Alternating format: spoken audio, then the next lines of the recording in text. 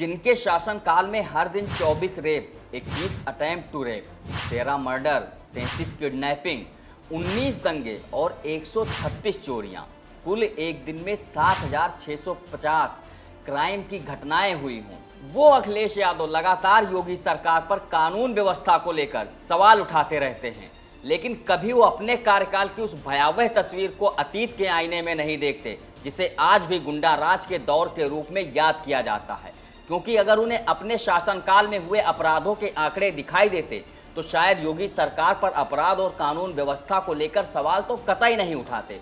क्योंकि मुजफ्फरनगर दंगों की आग में जलता पश्चिम यूपी, अपहरण और फिरौती की बढ़ती घटनाएं, बाहुबलियों के साथ नेताओं की तस्वीरें तो पूरे प्रदेश की जनता देख रही थी, लेकिन सिर्फ अखिलेश यादव को दिखाई नहीं दे रहा था। क्योंकि वो तो सैफई में महोत्सव करवाने में व्यस्त रहते थे, समाजवाद के नाम पर पूरे बॉलीवुड से सैफई में ठुमके लगवाने में व्यस्त रहते थे। अतीक अहमद और मुख्तार अंसारी जैसे माफिया पूरे प्रदेश को नोच नोच कर लूट रहे थे, क्योंकि उन्हें सत्ता का आशीर्वाद मिला हुआ था।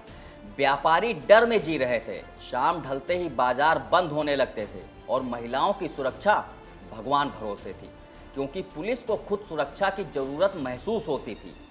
अपराधियों से, माफियाओं से और नेताओं से उन्हें डर लगता था, क्योंकि राजनीतिक दबाव ही ऐसा था। नमस्कार, मेरा नाम है शैलेंद्र और आप देख रहे हैं बकही चौक। 2017 में सत्ता बदली और योगी आदित्यनाथ मुख्यमंत्री बने। योगी सरकार ने आते ही कानून व्यवस्था को अपनी सबसे बड़ी राजनीतिक पहचान बना दिया। सरकार ने साफ संदेश दिया कि अब यूपी में अपराधियों को सत्ता का संरक्षण नहीं मिलेगा, बल्कि कानून का सामना करना पड़ेगा। एनकाउंटर नीति, माफियाओं की संपत्तियों पर बुलडोजर कार्रवाई, गैंगस्टरों के खिलाफ एसटीएफ ऑपरेशन और अपराधियों की संपत्तियों की कुर्की ने पूरे देश में सुर्खियां बटोरी। क्योंकि जिस प्रदेश में कभी अपराधी सत्ता के गलियारों में घूमते थे, वहां वही अपराधी कानून से डरते हैं और गले में तख्तियां लटकाकर खुद सरेंडर कर रहे हैं या फिर एनकाउंटर में मारे जा रहे हैं। योगी सरकार ने एनकाउंटर नीति, एसटीएफ ऑपरेशन, बुलडोजर कार्रवाई और माफियाओं की संपत्तियों पर कुर्की को माफिया मुक्त यूपी अभियान के तौर पर पेश किया। जिस प्रदेश में कभी अपराधियों का दबदबा था, वहां अपराधियों में कानून का डर दिखाई देने लगा। एंटी रोमियो स्क्वाड, मिशन शक्ति और साइबर थानों जैसी योजनाओं को महिलाओं और आम जनता की सुरक्षा से जोड़ा।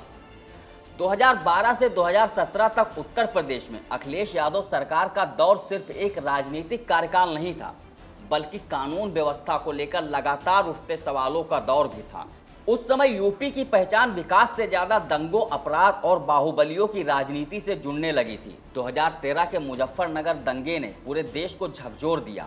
पश्चिम यूपी कई दिनों तक हिंसा की आग में जलता रहा। 50 से ज्यादा लोगों की इस दंगे में मौत हो गई और 40,000 से ज्यादा लोगों को अपना घर छोड़कर सरकारी कैंपों में रहने को मजबूर होना पड़ा। और सबसे बड़ी बात यह रही कि 72 घंटे तक पुलिस की तरफ से कोई कार्रवाई नहीं हुई, सिर्फ तमाशबीन बनी सब कुछ देखती रही। और ये सब अखिलेश यादव की नाक के नीचे हुआ। और जब दंगे में लोग मारे जा रहे थे तो अखिलेश यादव सैफई महोत्सव में बॉलीवुड की महंगी से महंगी अभिनेत्रियों के ठुमकों पर तालियां बजा रहे थे। आज वही अखिलेश यादव कानून व्यवस्था का रोना रोते हैं, सवाल उठाते हैं। 2012 से 2016 के बीच यूपी अपहरण के मामले में देश के शीर्ष राज्यों में गिना जाता था।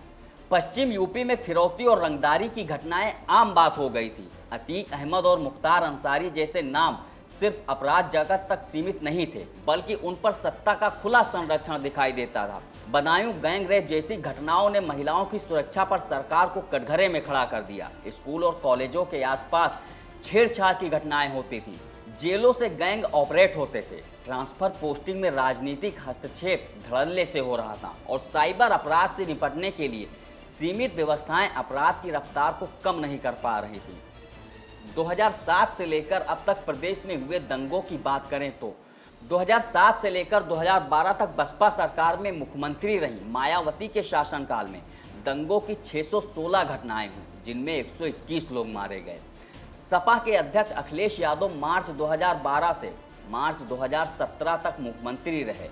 इस दौरान यूपी में 815 सांप्रदायिक दंगे हुए और इन दंगों में 192 लोगों की मौत हुई। योगी सरकार के पहले साल में तो दंगों की घटनाएं दर्ज हुई, लेकिन उसके बाद यह आंकड़ा शून्य ही रहा। एनसीआरबी पर 2020 तक का आंकड़ा मौजूद है 2018, 2019 और 2020 में यूपी में सांप्रदायिक दंगे की एक भी घटना दर्ज नहीं की गई, जबकि उससे पहले 2017 में घटनाएं दर्ज हुई। मार्च 2017 से योगी आदित्यनाथ सीएम हैं। 2017 में भाजपा की सरकार बनने के बाद यूपी में दंगों की 195 घटनाएं हुई थी।